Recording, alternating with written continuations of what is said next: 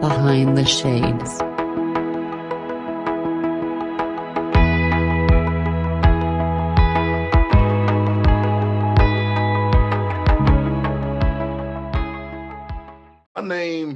My government name, as the kids say, is Jeremy Gale Sr. I'm married, have been married for going on 8 years. I have four beautiful children. My girls are 18 and 14. My boys are 4 and 6. That's right. You heard correctly. My wife and I produce we do two podcasts together, and then we produce about four more.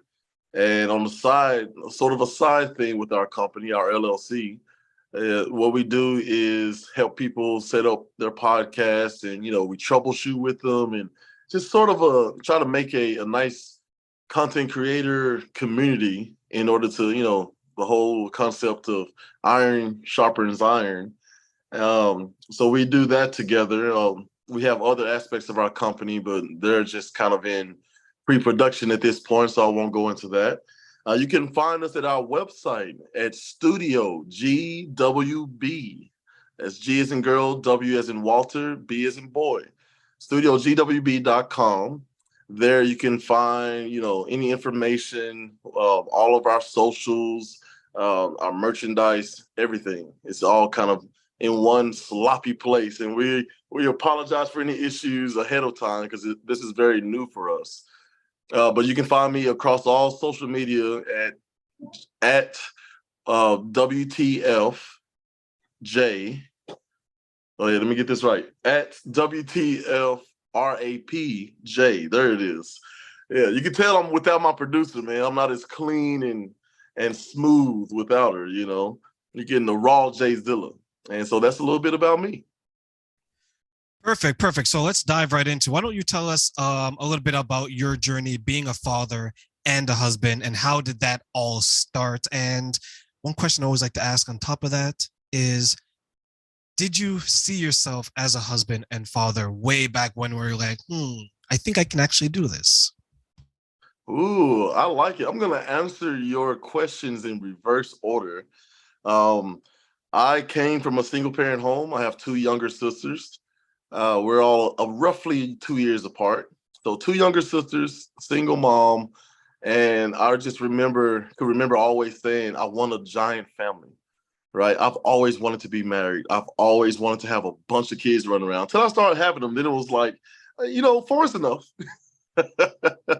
You don't know till you get in that situation. But yeah, so I've always wanted to be a family person. And how I got started, mine was that of sort of Jonah and the big fish story in the Bible, right? I was on my way. I was working out of Georgia. I was on my way to Australia to sign up for a dual educational work program, which I would basically travel around Australia and the surrounding places of Japan and Europe and work for 6 months while going to school, and then I'd go to the next city. I was single.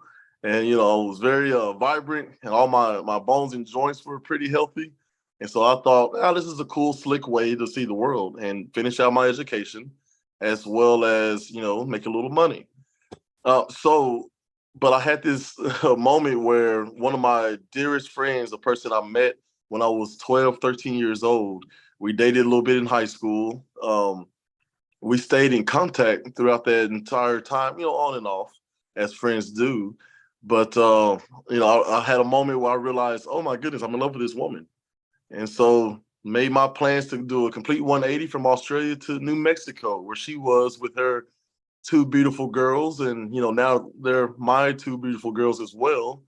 And that's where we started our journey. And it's been quite the education, very, very fulfilling, but very trying. And, because kids can be relentless as much as they are joyous. And yeah, I've enjoyed every minute of it, man. Good, bad, and ugly. For me, I had a similar story, but it wasn't as what's the word I'm looking for? Movie-esque. It wasn't, one of those romantic romantic comedies, right? And yes, I grew up without being raised by my mother and my father. I was raised by my grandmother. So single parent, just a different generation like you. And in my teens, I was like, Terrain, let's get a family, right? That's my mind. I'm like, Terrain, get a family, because you didn't have one growing up and you didn't know what it was like. And Mhm. I had plans to do so. And the girl that I was dating at that time, um, she was like the same thing, right? It was, yeah, we're going to get married. We met each other's parents. And then everything went downhill. Oh no. No happy ending to this story. And it was interesting because how many people actually meet the parents of the girl or the guy that they're dating and it doesn't work out like that, right? Like we didn't even get to the point where we're walking down the aisle. We have the second guess. But it was an interesting experience for me because it made me realize that I was looking for all the right things in all the wrong Mhm. places with that Yeah. person, right? And I wanted it so bad that I was willing to sacrifice that. And then I flash forward to where I am now, where I'm more comfortable, I'm more established, and I can do the things that I want to do. Because if I want to be a father, and maybe you went through this, J-Zilla, I want to be the best father that I can be, Yes. right? I want to be super dad. I want to be dad of the year. I want to be on Time Magazine with my picture on it. Hey, Terrain, there you go. dad of Father the of the year, Year, we right? call it on our show. Yeah, father of the year. Did you still, as you were getting your children and you're going down that path, did you have that same goal that you want to be the best dad that you can be because of the situation you came up in and you want to try to correct or break the generational trauma? I'm of the mind, breaking of the generational promise is definitely part of the formula there.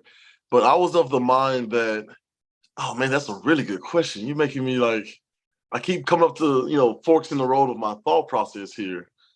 Hmm. I'm of the mind that the summation of a person stems from the whole of their experiences and the experiences of people they trust, right? So for me, I had heard a bunch of horror stories. I heard a bunch of great stories. One thing that always stuck with me is, I've seen, and I'll say this about my Caucasian brothers, right? Is that I've seen situations where husband and wife, have kids. It doesn't work out. They split amicably, and new person, step parent moves in, and they all get along. They all go on vacations together, and they all share like, hey, we're not going to be able to pick up, child one through whatever. Could you handle that for me? Sure. Me and my new wife will be right over. So I always had the Walt Disney brand of hope that, oh, if that situation can work out, I can figure out any other situation. But then I got around a crowd that just had, in our community, a bunch of baby mama issues, and I saw the ugly side of things. And at that point, I said, you know what? No, I'm not. I've relegated myself to I'm not getting married. That dream is dead.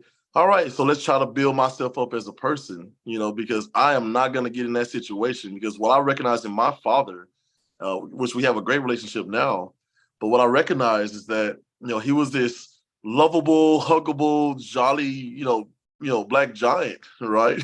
who enjoyed art and poetry and music, but he was, I'm the runt in the family. He's 6'7" or so, an absolute giant of a man, but he enjoys all these other eclectic, things. And so I was trying to figure out, how did he go from that? How did my mother go from strong, educated, like intellectual softball player, right? And then how they get together and then it turned out so badly. So I started operating based out of fear. There's no way I'm going to get married because I don't know what changed my father to who he eventually became. And so I just said, I'm going to build my empire alone. And I told my now wife at the time that, yeah, I don't think I'll ever get married, And she was like, well, what about me? And I was just like, no, I just don't view you like in that way. Ooh, that could be rough. And she just, it's funny, we joke about it now because her reply to me was, yeah, we'll see. And so after I got married, like one thing that stuck with me in that speech of hers was, don't be afraid. Like, she says, I've always loved you. And I get it if we're never going to get married, but don't give up on your dream of marriage. I've known you for a long time. You've always wanted to be married and have a bunch of babies. Don't give up on that dream. And don't get so bogged down with, I've got to be this perfect version of myself before I get with someone and start having kids. I think a proper relationship is you get together, love each other for who you are, and then you improve and build upon that and build your empires together, which is what we're trying to do now.